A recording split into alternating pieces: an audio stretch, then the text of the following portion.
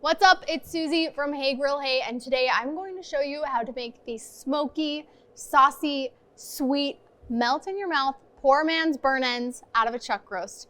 Let's do it. We're kicking off making these poor man's burnt ends with a chuck roast, hence the name poor man's burn ends. Now, per pound, chuck might not be more affordable than brisket. However, chuck roast usually comes in nice little 3-pound segments versus an entire 15 pounds of brisket. So if you just want the burn ends, you don't want to buy a whole brisket, chuck roast is the way to go. When we are picking one out for these poor man's burn ends, it's really important that you buy the most marbled chuck roast that you can find. That high fat content is crucial to making beautiful melt in your mouth burn ends. I'm gonna kick this off by slathering my chuck roast with a little bit of yellow mustard. This acts as a binder to help my seasoning adhere to the exterior of this chuck roast. I also think that nice tangy acidic flavor, you don't taste mustard, but it helps brighten up the richness of this fatty cut of beef. Once I've got a nice thin coating of mustard rubbed all around with my hands, it's time to season with my beef rub. You can grab this in the Hey Grill Hey store. We'll link to it in the video description below also. Or you can simply season with a mix of salt, pepper, and garlic powder. Once my chuck roast is seasoned, it's time to get it onto the smoker. I'm doing this on a drum today. Actually, we assembled this drum. So if you haven't seen the video of our drum assembly, you gotta check it out. It was really, really fun to build this and put this together. And I'm very proud of it. It's like a little smoker baby because I helped make it. I've got my drum up and running, 275 degrees. I like a bold wood smoke with these poor man's burn ends, so you can lean into something like an oak or a hickory to really give you a robust smoke flavor.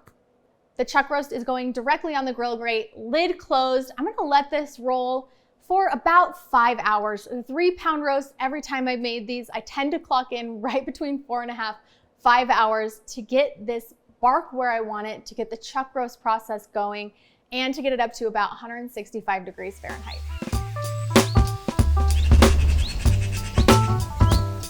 Next step for our chuck roast is to wrap. This is gonna help finish the cooking process and retain a lot of moisture in the meat itself. Now you can wrap this roast in either butcher paper or foil. I find when I wrap it in foil, this next step goes a little bit quicker, but I also tend to hold on to a little bit more moisture. It tends to fall apart a little bit easier. It gives me a little more of a pot roast flavor being wrapped in foil, but that's a trade-off that you get with a little bit more moisture. When you wrap it in butcher paper, it can take a little bit longer. You'll have a nice, crispier, crunchier bark and a little bit more finished texture that you can chew on with your burn ends if you do it in the butcher paper. So at this point, you can kind of choose your own adventure based on your priorities. If you want them a little softer, foil might be the way to go. If you prioritize a really crispy, crunchy bark, butcher paper might be the better option for you. Once it's wrapped, I put it back on the smoker, close the lid, and let it go until it reaches about 195 degrees internal temperature. This usually takes at 275 just over an hour to an hour and a half. Once I hit 195 degrees, it's time to take my roast off of the smoker. I'm gonna let it rest just for a few minutes before I cube it into my burn ends. I wanna cut these into about 3/4 inch thick cubes. It's not gonna be perfect, but that's okay. The most important thing is just making them bite-sized for what you and your family like to eat. If you want them to be on sandwiches, sometimes I'll slice them a little bit smaller. It makes them easier to pile up, but you can slice them a little bit bigger if you want to be able to kind of pick them up and handhold and eat each individual bite. Next up, I transfer my cubed chuck roast to an aluminum baking dish. Try to arrange them in a single layer on the bottom of your pan. Sprinkle with about 1/4 cup of brown sugar, your favorite barbecue sauce. You can go crazy here with flavors. I really like my Texas style barbecue sauce with this style of burn ends. Then I toss gently to coat each burnt end with some of the barbecue sauce and brown sugar.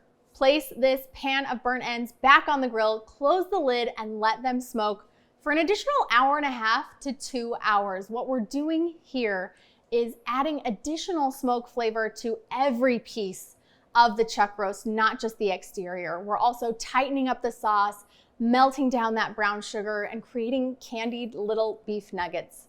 Your sauce is gonna be bubbly, but more importantly, your burn ends are almost gonna be falling apart. They'll be so tender. I like to use a fork to poke into my burnt ends. I'm not necessarily looking for temperature here. I just really want a super soft, almost shreddable texture in my burn ends.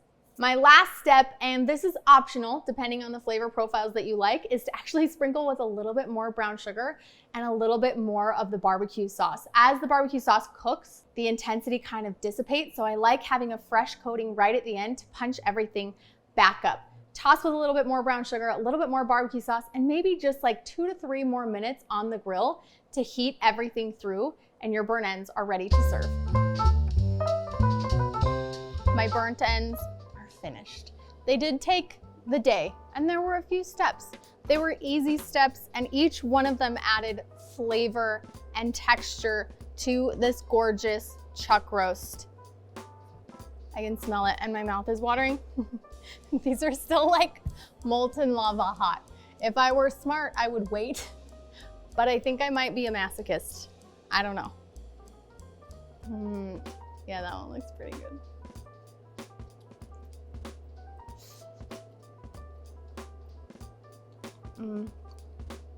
This is definitely a recipe for those sweet barbecue lovers. If you love stuff that is saucy, stick to your fingers, incredibly tender, these burnt ends are for you. And I love that I don't have to smoke a whole brisket or separate a point from a flat. I can get that burnt ends point of the brisket experience by just cooking a chuck roast, and I can do it in a day. These are delicious. I want to know what you guys think about the burnt ends debate though, because a lot of people get real heated about what we can technically call burnt ends. And I have some weird trivia about where burnt ends actually came from. So you have to let me know if you know the original origin of how burnt ends got their name in Kansas City. I want you to look it up because it's an interesting story. If you do it, post in the comments below. I want to see if you found the same thing I found. Until then, we will enjoy our mock burnt ends from a chuck roast that are sweet and saucy and absolutely delicious. We'll see you next time.